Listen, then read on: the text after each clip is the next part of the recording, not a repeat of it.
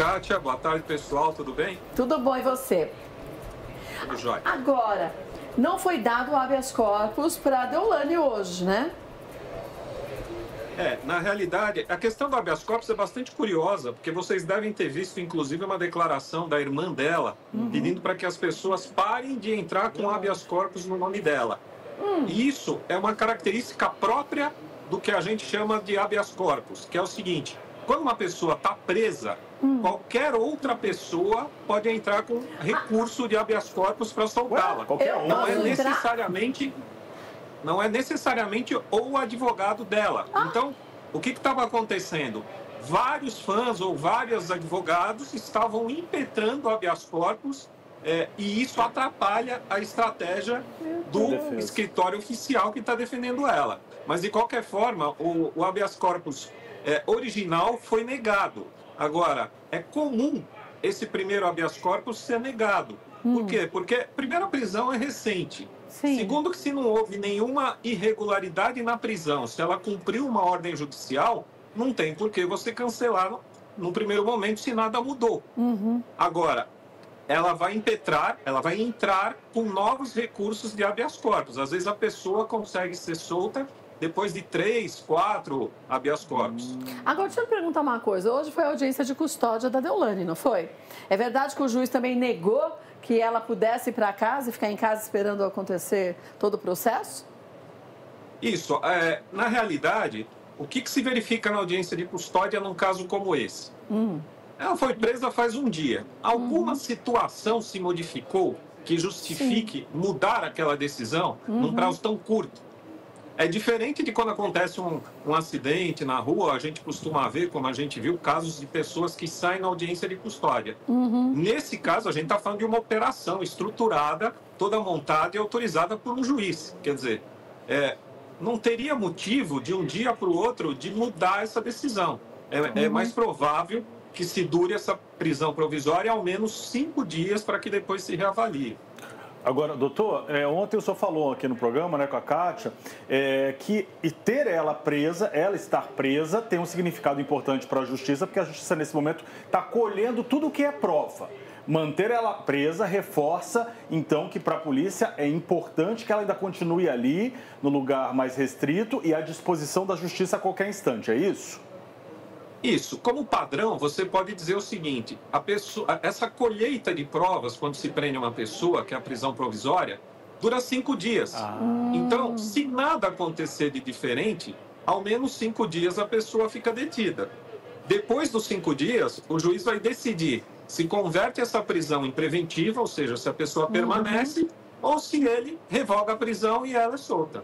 Agora, deixa eu lhe perguntar uma coisa. Eu estava dando uma busca hoje lá no Google, aqui lá da minha casa, direto aqui na nossa sala digital Band Google. Minhas perguntas caíam aqui, como de todos vocês aí de casa.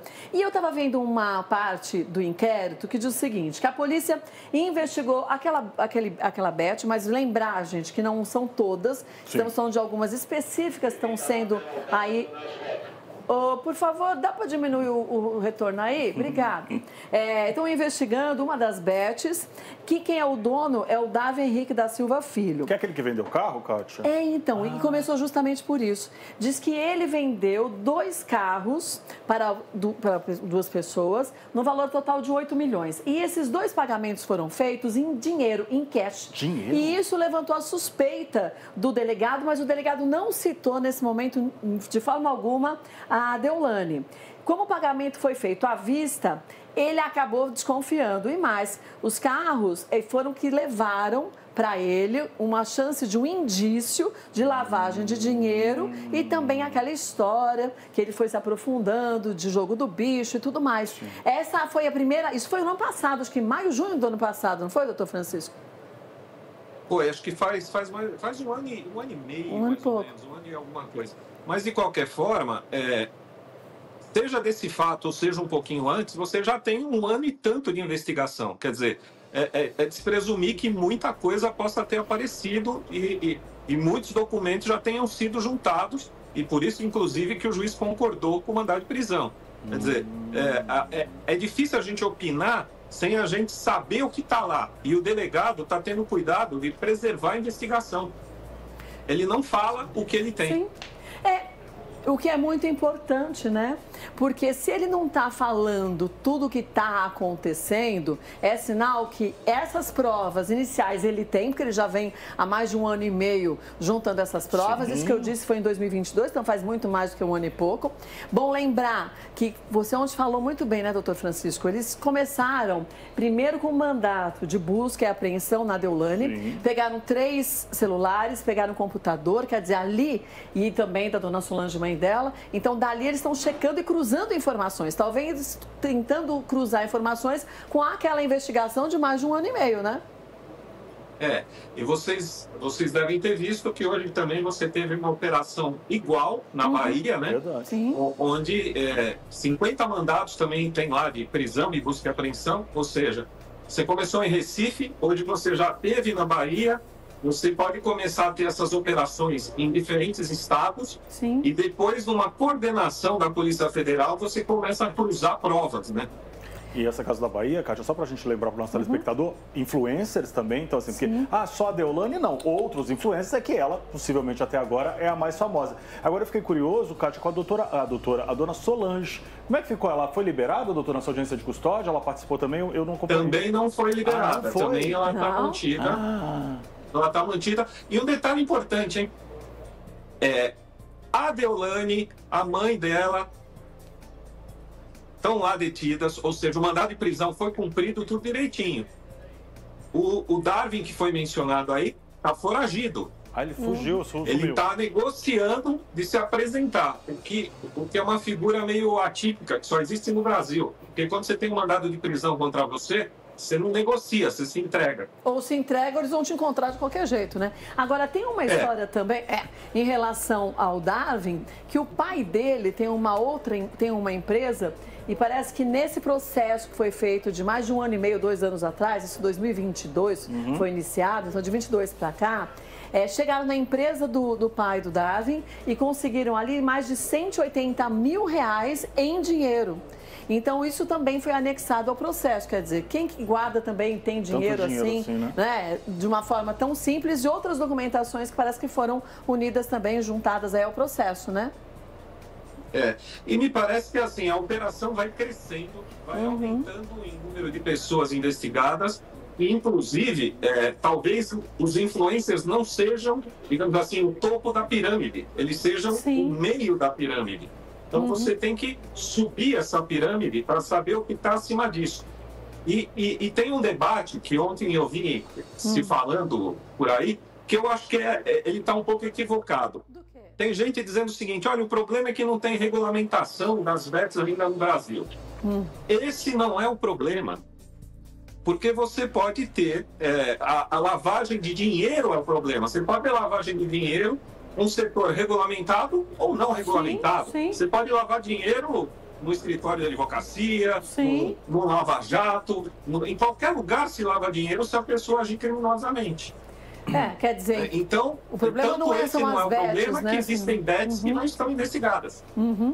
Olha, eu acho que o mais difícil, nesse momento, para a gente que é leigo, né? A gente leigo. Claro. E a gente que não sabe, e aí cabe a todos, né? Porque eu acho que quem sabe de o que está acontecendo, só quem está ligado mesmo, é nem os advogados, é só o delegado. Só dessa operação toda que está coordenando. E eu acho que nem todo mundo, viu? É bem uma sigiloso. Pequena parte, né, doutor Francisco, que sabe quais são os próximos passos, para que isso também não vaze e dificulte aí o avançar, gente, dessa busca e acima de tudo, né, desse sistema que junta a Interpol. Estamos falando de crime organizado no Brasil e que também virou internacional. Uma vez que esse dinheiro, segundo o que dizem, está sendo levado para fora, né, Matheus, virou uma outra escala. Pode ser que tenha muita gente lá fora também fazendo parte desse amaranhado aqui dentro do Brasil, né?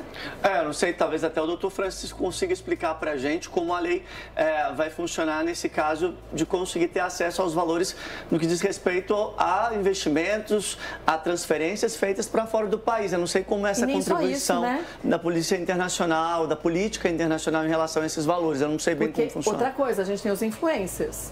Será, e o doutor Francisco disse muito bem, tudo bem, os influencers estão dentro e vão também ter que mostrar, se dão nota fiscal, tudo mais, cada um vai ter que apresentar suas provas. Mas será que esses influencers também não levam esse dinheiro para fora de um outro jeito? Talvez isso também tenha outros empresários e outras pessoas envolvidas, também num esquema que a gente desconhece e parece ser ainda a linha de baixo, não é no topo do crime, mas o dinheiro pode ser mandado embora por obras de arte, por pedras preciosas, por joias, não é assim, doutor Francisco?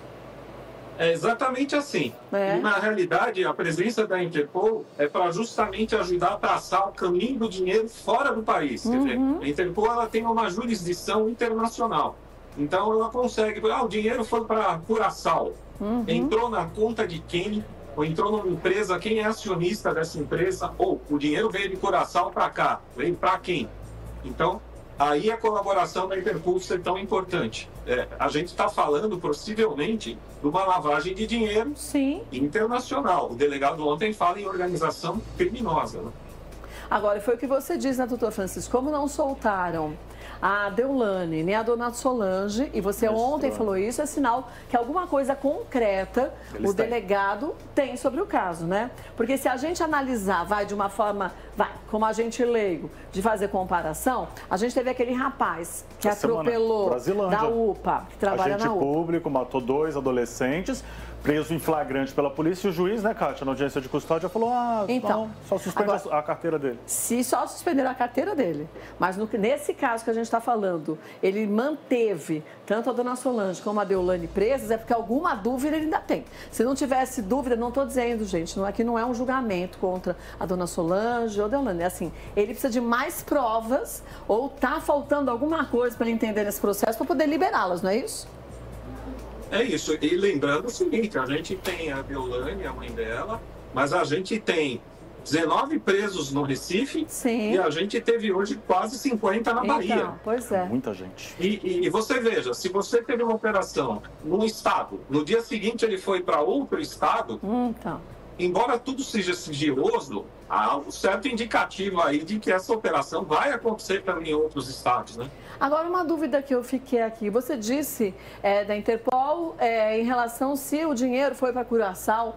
Essa empresa que está sendo investigada, a sede dela é em Curaçao? Ela tem algum registro em Curaçao ou não?